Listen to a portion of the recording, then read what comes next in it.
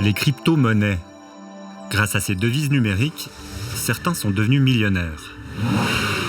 Les médias et les réseaux sociaux raffolent de ces histoires. Il a fait fortune grâce à cette monnaie numérique, sur laquelle il a parié très tôt. Magnifique. Ces exemples font des envieux, et les arnaqueurs l'ont bien compris.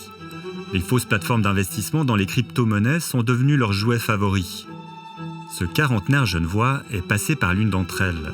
Il a perdu beaucoup d'argent. Sa famille n'est pas au courant et il ne souhaite pas être reconnu. Ça a commencé par une petite somme de 250 $ pour gagner entre 10 et 20 $ par jour environ. Ensuite, on est contacté par une tierce personne qui est soi-disant en Suisse, avec une société qui est à Bâle. La personne au bout du fil l'encourage à investir plus. Au début, c'est des sommes de 2500 $ environ, pour gagner dans les 3 mois le double. Et au fur et à mesure, ils vous mettent en confiance et ils vous disent tout simplement d'investir un tout petit peu plus pour gagner un peu plus. Et l'engrenage est en route. Et en fin de compte, maintenant, le problème, c'est qu'il y a des centaines de milliers d'argent qui est parti, que pour l'instant, j'arrive pas à récupérer. Et pour le coup, c'est vrai que mentalement, il faut être quand même fort, parce que sinon, c'est vrai qu'on peut vite passer de l'autre côté. Oui.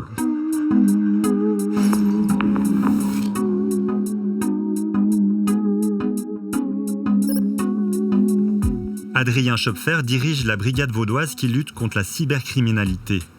Ici, les enquêtes se font à coups de lignes de code derrière de grands écrans. On lui montre la plateforme d'investissement CT Matador par laquelle notre Genevois a investi plus de 200 000 francs.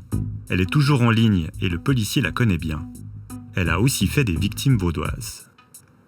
A priori, le site a l'air relativement sérieux parce que y a des textes, il est bien mis en page, le design est hyper joli.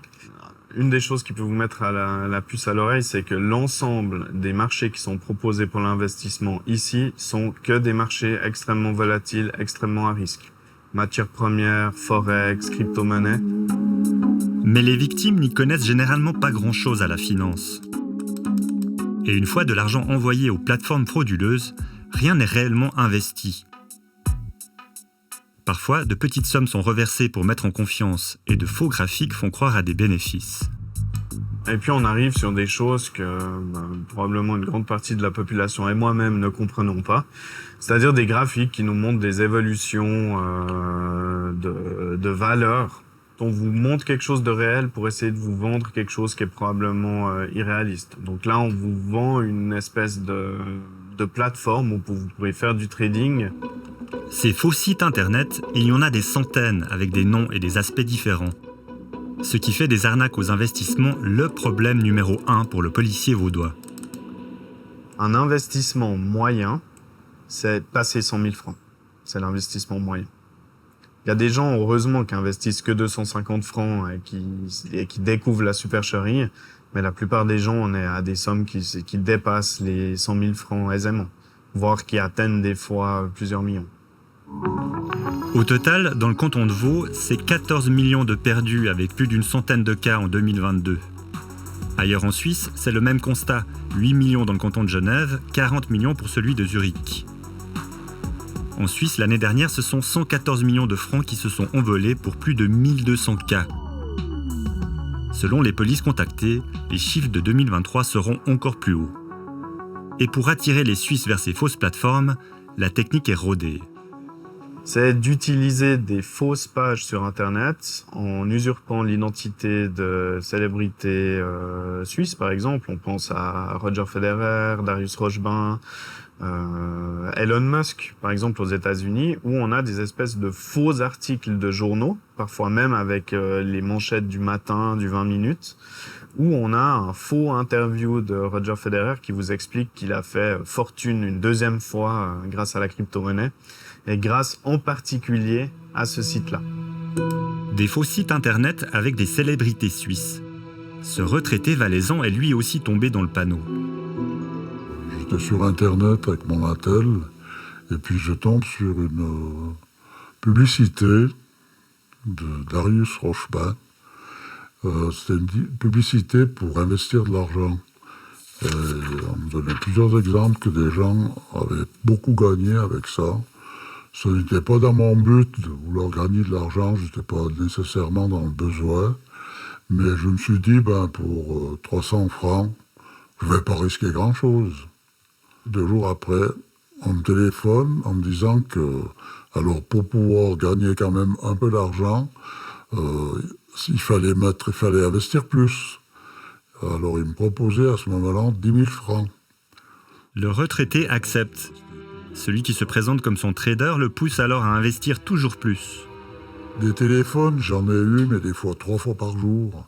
Au total, je crois que j'ai compté, mais il doit en avoir plus de 60 durant 1 mois. Que j'ai commencé à réaliser qu'effectivement, j'avais été escroqué. Son 3e pilier est un héritage y passe, soit plus de 100 000 francs. J'ai jamais dépensé de l'argent dans le vide comme ça. Et là, j'ai le sentiment vraiment qu'ils m'ont pris, vraiment arnaqué, pas possible. Et puis c'est ça qu'après, je me disais, mais non bleu. Vraiment, j'avais honte de ce qui m'est arrivé. Puis surtout vis-à-vis de mon épouse aussi, qui, ma foi, on est ensemble, elle a aussi mis sa part d'héritage dans tout ça, d'épargne dans tout ça. Eh bien, oui, j'étais vraiment honteux. Vraiment honteux. Nous tentons d'entrer en contact avec les personnes derrière ces faux sites d'investissement. Après quelques recherches, nous tombons sur un article qui copie le site internet de la RTS. Il vante une plateforme miracle avec laquelle on pourrait gagner beaucoup d'argent. Après vérification auprès d'experts, il s'agirait bien d'une arnaque. Nous décidons de fournir notre numéro de téléphone. Après une dizaine de minutes seulement, nous recevons un appel avec un numéro suisse. Bonjour, je m'appelle, je vous appelle de Invest Market. L'homme au bout du fil cherche à nous faire verser de l'argent et nous promet des gains rapides. Et vous pouvez m'en dire un peu plus sur cette plateforme, comment ça fonctionne exactement? Bien sûr, il n'y a aucun souci. Donc en fait, c'est très simple. C'est un robot qui fait l'investissement pour vous. D'accord? Donc il va ouvrir et fermer les positions et il va les fermer quand c'est le plus rendable pour vous. D'accord? Qu'est-ce qui va se passer avec cet argent? Ça va être investi? Oui, il ne faut pas oublier que ce n'est pas un paiement, c'est un investissement. Donc l'argent sera toujours à vous, c'est votre investissement. Pour ça qu'il faut une preuve d'identité, une preuve d'adresse. Après, une fois que ça c'est fait, tout est autonome. Donc à ce moment-là, vous serez tranquille. Vous pouvez toujours aller sur votre application pour voir si vous avez des gains. Une fois que vous avez des gains, vous pouvez retirer votre argent 7 jours sur 7, 24 heures sur 24. D'accord? Il faut juste compter 2 à 3 jours pour que ça arrive sur votre compte en banque. On lui fait part de nos doutes et des commentaires de nombreuses victimes disant n'avoir jamais pu retrouver leur argent. Ce n'est pas le cas, monsieur. Ce n'est pas le cas. Donc vous pouvez retirer à tout moment votre argent, c'est votre argent, et il n'y a personne qui va vous dire ce que vous devez faire avec votre argent. Après, on peut pas rendre tout le monde heureux. Hein. C'est quand même un institut de finance.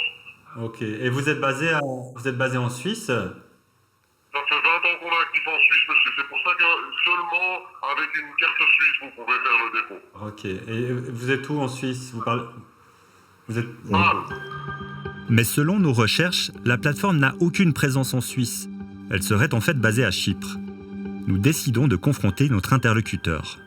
J'aimerais juste savoir où vous travaillez exactement, en fait. Parce que je sais que vous n'êtes pas vraiment à Bâle, alors j'aimerais savoir où vous êtes exactement, physiquement. Vous appelez depuis un call center. Je vous ai dit, la maison mère est à Chypre. D'accord? Non, mais d'accord. Vous avez une adresse à Bâle à me donner? Suspicieux, l'employé nous raccroche au nez. Chypre serait donc un des pays qui accueille ces fausses plateformes. Contactée, la police chypriote confirme enquêter sur celle d'Invest Market. Nous ne pouvons pas faire de commentaires sur cette compagnie en particulier car des investigations sont en cours. Nous attendons de la part des autorités suisses qu'elles nous fassent parvenir une demande d'entraide judiciaire spécifique. Les enquêtes se jouent donc bel et bien au niveau international. D'autres pays sont concernés. Ici, les polices lituaniennes et bulgares montrent des arrestations dans 2 call centers. Elles ont démantelé un réseau criminel en avril dernier qui avait fait plus de 30 000 victimes pour près de 90 millions d'euros de préjudice. Ces arrestations et les saisies sont au final la seule façon de récupérer un peu d'argent pour les victimes. Mais souvent, il a déjà été blanchi. On peut par exemple retrouver des voitures, on peut retrouver des bâtiments, on peut retrouver de l'immobilier, on peut des fois retrouver de l'argent dans une banque. Ce qui est assez compliqué, c'est que même si on retrouve l'entier des fonds, la justice va devoir les partager entre les différentes victimes. Et il se peut qu'une victime qui est, investi 15, 40 000, 150 000, 1 million de francs et que les auteurs sont arrêtés, qu'on retrouve une partie de ces fonds, elle recevra peut-être 10 francs, 100 francs, 1000 francs en retour. Pour les polices cantonales, difficile de mener de telles actions à l'étranger. Surtout pour les petits cantons qui disposent de peu de moyens pour lutter contre la cybercriminalité. À mon avis, c'est une forme de criminalité organisée. Et à mon avis, c'est aussi à la Confédération, via son ministère public et à FedPol, de potentiellement coordonner les cas, voire même de donner réellement des appuis pour des investigations. Aujourd'hui, le ministère public de la Confédération ne prend quasiment aucun de ces cas de fraude à l'investissement en charge. À ma connaissance, il n'y en a pas. Et en fait, c'est chaque ministère public des cantons, qu'ils soient grands ou petits, qui doivent gérer une criminalité qui est relativement complexe. Rendez-vous est donc pris à Berne, auprès d'un ministère public de la Confédération accusé d'être trop passif face à cette cybercriminalité. Le procureur général a tenu à répondre personnellement aux critiques. Le cyber ne peut pas être le critère d'attribution, sinon, vous savez, on constate une augmentation exponentielle du nombre de cas ayant une connectivité avec le domaine de l'Internet et du cyber. Si ceci devait être un critère pour décider si c'est la Confédération qui traite ces cas ou les cantons, ça mènerait évidemment à la situation que d'ici quelques années, ce n'est que la Confédération qui fait les enquêtes et ça serait certainement une entrave à la souveraineté des cantons dans le domaine de la sécurité et des procédures pénales. Donc ceci ne peut pas être la solution, je crois. Face aux arnaques aux investissements, les enquêteurs de la Confédération ne semblent donc pas trop vouloir jouer la partie. Les Suisses devront donc compter sur la collaboration entre les polices cantonales, mais aussi être plus méfiants et ne pas toujours croire ce que nous racontent nos écrans.